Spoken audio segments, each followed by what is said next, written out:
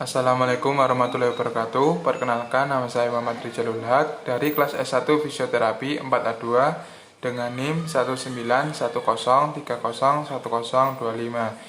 Di sini saya akan menjelaskan tentang postnatal patologis. Nah, perubahan fisiologi pada wanita hamil itu ada 3. Pertama, payudara membesar itu terjadi karena payudara memproduksi ASI atau laktasi. Kemudian yang kedua, uterus masih dalam kondisi membesar dan harus mampu untuk mengecil kembali atau biasa disebut dengan involusi. Dan yang ketiga itu jalan lahir. Untuk yang pertama itu ada laktasi payudara.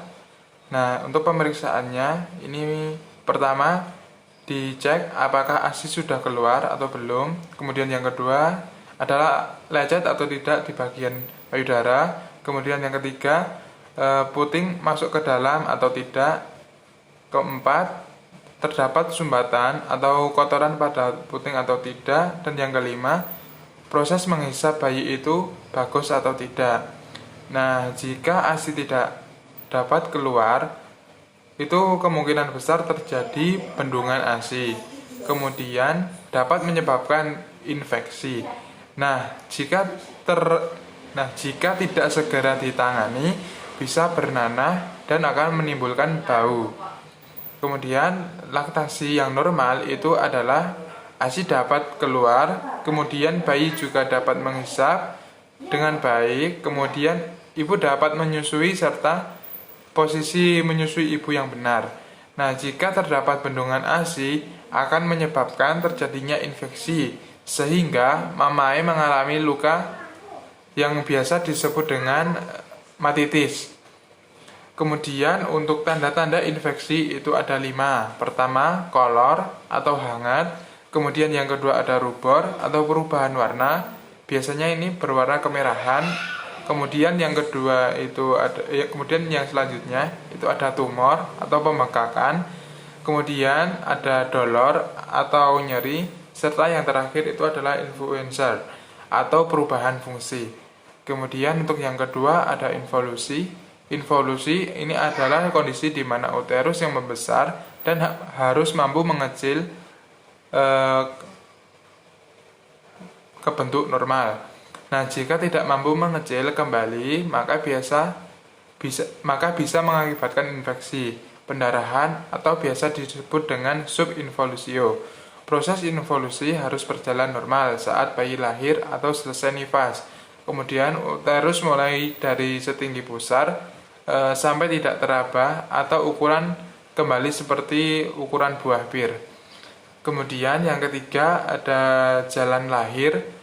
Nah, jalan lahir ini akan terjadi trauma berupa robekan, dibuat atau bedah dan tidak dibuat.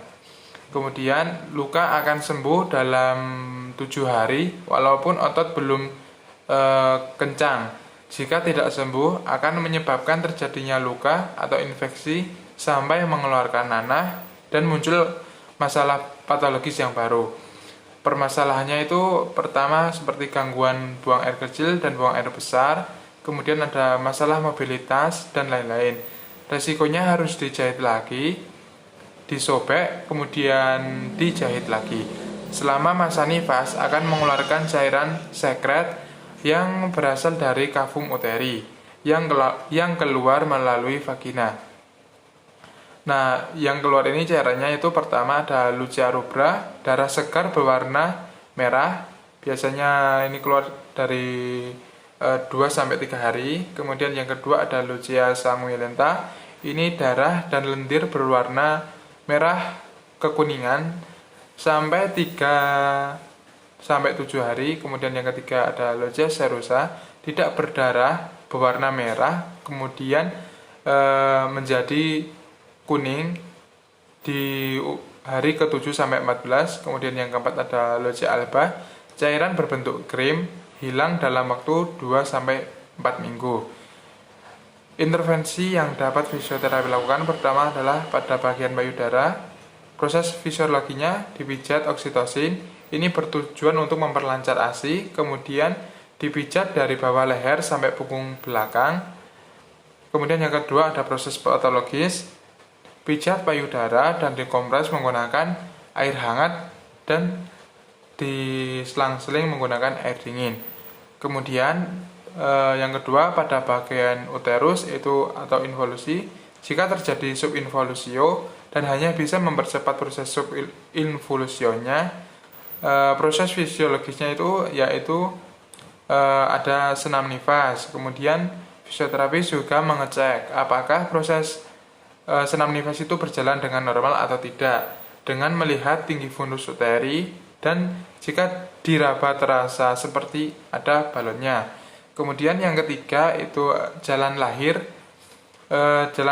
Di jalan lahir ini mempercepat penyembuhan luka atau proses fisiologisnya. Ini ada 3. Pertama, mobilisasi dini yang bertujuan agar peredaran darah lebih lancar, karena jika luka tidak dialiri darah secara lancar akan mengakibatkan infeksi. Kemudian yang kedua itu ada nifas, dan yang ketiga ada pembersihan luka. Nah, dan semisal terjadinya infeksi, bukan lagi ranah fisioterapi yang menanganinya. Nah, mungkin itu saja yang dapat saya sampaikan tentang postnatal patologi ini. Kurang lebihnya dalam video ini saya mohon maaf. Saya akhiri. Wassalamualaikum warahmatullahi wabarakatuh.